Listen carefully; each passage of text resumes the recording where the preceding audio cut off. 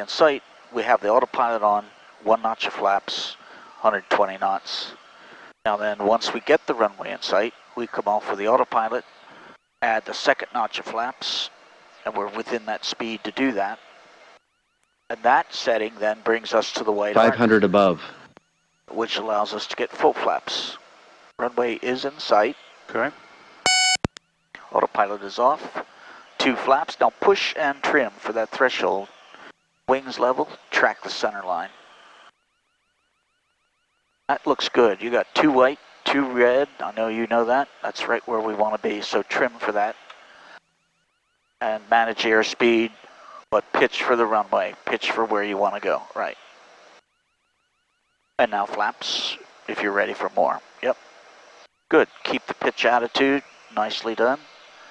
Now right hand on the power and squeeze power weight across at 90. There it is. There's 99, 98. Right there. Hold it. Just hold it still. Little right rudder as you lift the nose. Other right. Yep. Nice.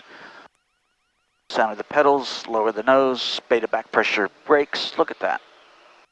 1,500 feet. You're done. And what's your decision? We have 625 pounds. Executive. Okay.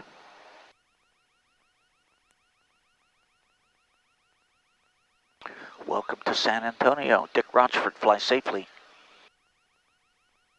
There's your Hotel Alpha, taxi via, where are you parking at?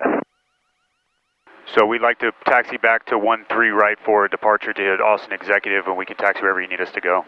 There's your Hotel Alpha, Roger, turn right on taxiway golf. You want to go back to the end? Yes, sir, 500 Hotel Alpha. There's your Hotel Alpha, Roger, runway 13 right, taxi via golf. Golf to 13 right, 500 Hotel Alpha, thank you. Train off it.